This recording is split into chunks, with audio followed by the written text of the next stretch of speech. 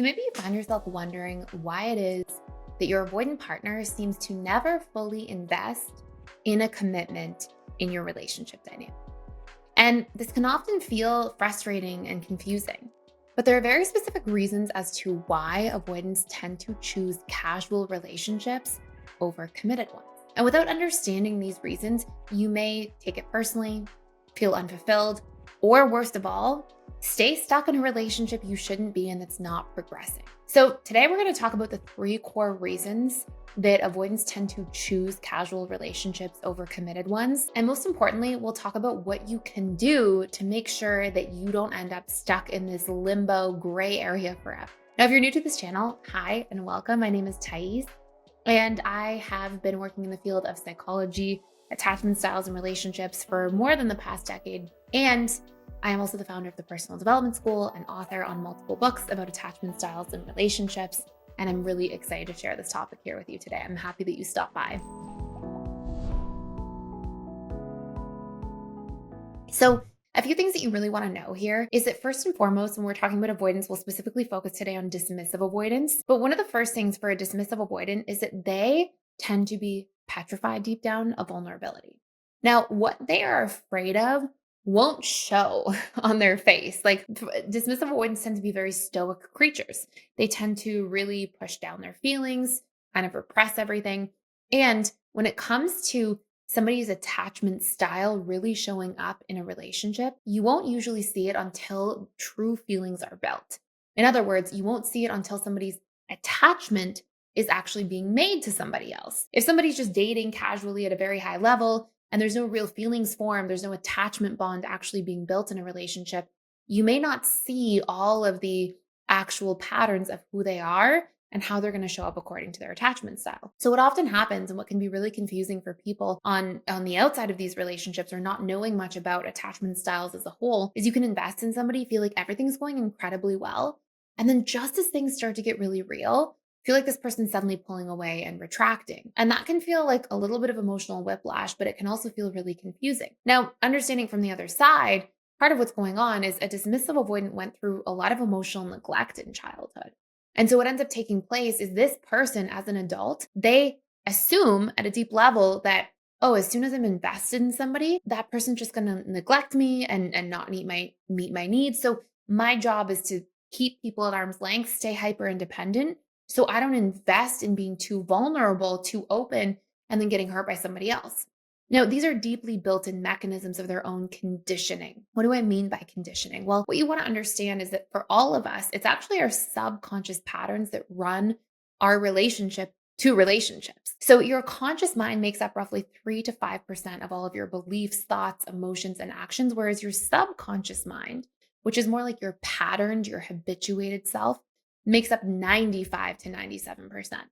In other words, your conscious mind, which is your logical, analytical self, can look at things and evaluate and rationalize things and say, okay, I want to be more vulnerable in this relationship. And yet, when the going gets tough and things get real, you may find if you're a dismissive avoidant that you just pull away all of a sudden. And it feels like this deep need to pull away and protect from within you that seems to, your conscious mind can't seem to explain. Well, that's because as long as we have these preconditioned, the conditioning exists at a subconscious level vast majority of the time, as long as we have these preconditioned experiences when it comes to relationships and our fears of vulnerability, you're going to find that this person shuts down. Now, what do you do? We still have two other points to cover here, but what do you do if you're on the receiving end of this? Well, number one, you have to communicate your needs. You have to actually ask for openness. A lot of times you'll see dismissive avoidance when you do communicate your needs and you do it in a healthy way. They show up and they're willing to shift their patterns of behavior and work on themselves by trying new things, opening up more, doing the work.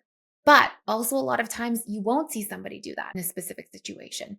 And so what you don't want to be left in the situation of is not communicating, self-silencing, and thinking. This is like the insidious part, the really poisonous part, is when you think that you are going to people please your way into being loved or into winning the person over. It has nothing to do with that.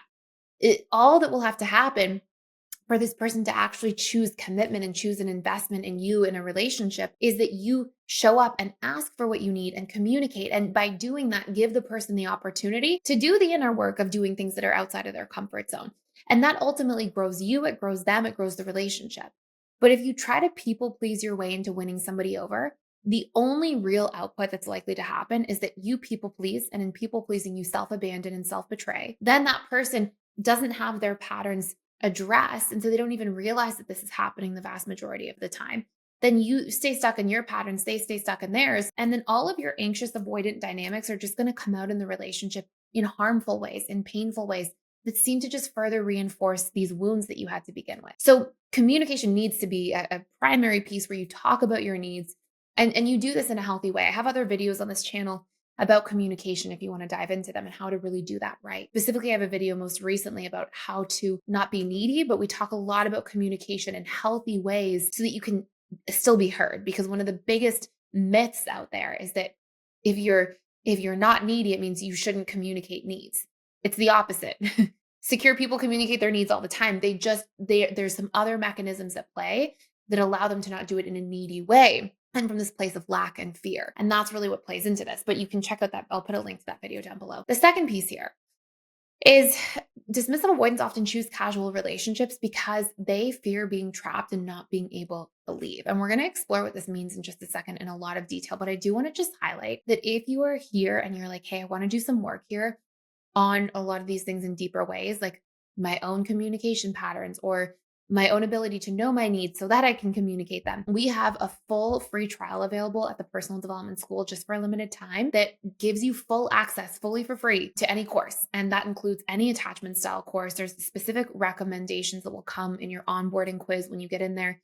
And you can get through at least 1 or 2 courses in your free trial time. And this will allow you to start the work, see if it's a fit for you. And if you don't like it or it's not a good time for you, you can cancel and you'll never be charged anything before that window for trying this out for free. And if you're like, I love this, I want to stay, then you're able to do so and dig deeper into your healing. Because a lot of what I can put out on this channel is only a very small portion of what I can actually share in a 2-hour course with your workbooks and your worksheets and all the materials there to support you. So this is only available for a limited time. And this is something we do literally once a year. So take advantage now while you can. Anyways, so hopefully that's a helpful resource if you ever need it. Now, the second piece that I talked about is out of the 3 is the fear of being trapped and not being able to leave. One of the things that you would probably be really surprised to learn is just how frequently a dismissive avoidant has this belief system that once they're in something, they'll never be able to leave it. And they often think that once they're in something, they'll derive so much security and comfort from being in something, and they won't want to have to deal with the pain or the emotions of a breakup.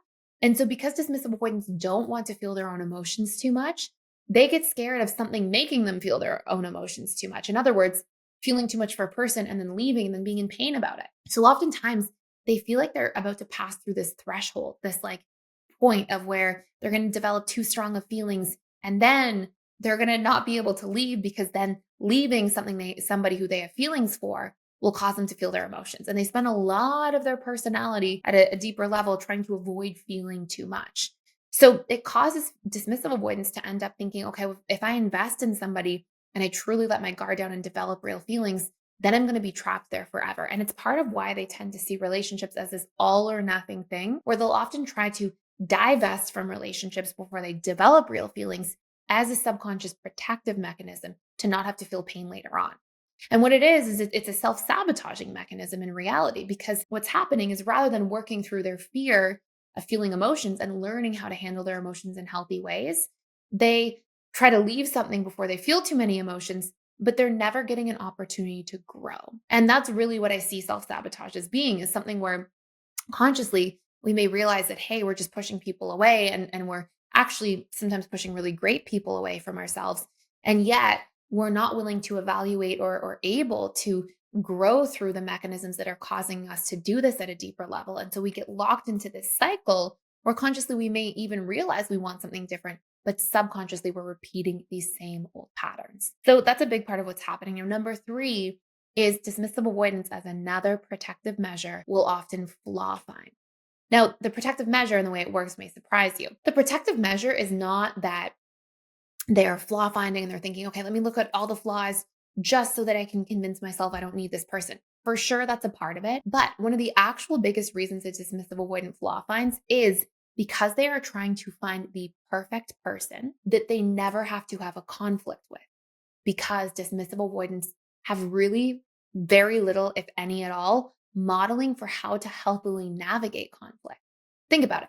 If you grew up in a household where you never saw conflict happen in a healthy way, you never saw people hash things out, work things through, then you don't know how to do that.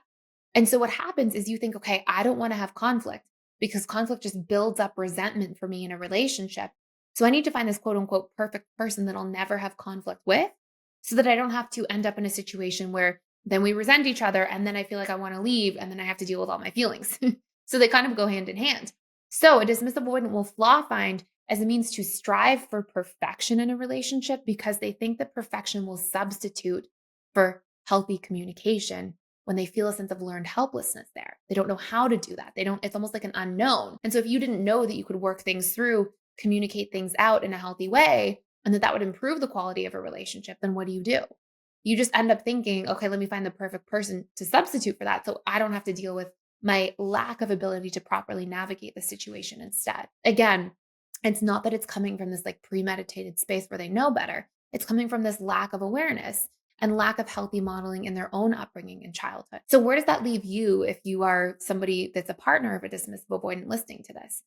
It doesn't leave you in a place where you should sit people pleasing your way to hoping for a better relationship and people pleasing your way into winning the person over. Because we go back to the same idea that we talked about around vulnerability. If you think you're going to people please your way and just be more perfect and be more good enough and do everything just right and be what they need in a way that abandons your true needs, your boundaries, and your ability to have a sense of self healthily inserted into a relationship, which a healthy, secure relationship means two people share their true selves with each other and learn to navigate each other in that way through communication, through reciprocity, through communicating and conveying their needs authentically to one another and their boundaries. If you're thinking, no, I'm just not going to have a sense of self and then I'm going to win the person over, that will always just cause resentment to fester, poor communication to be the result of a lot of resentment over time, and you both to stay in a space where you're not growing.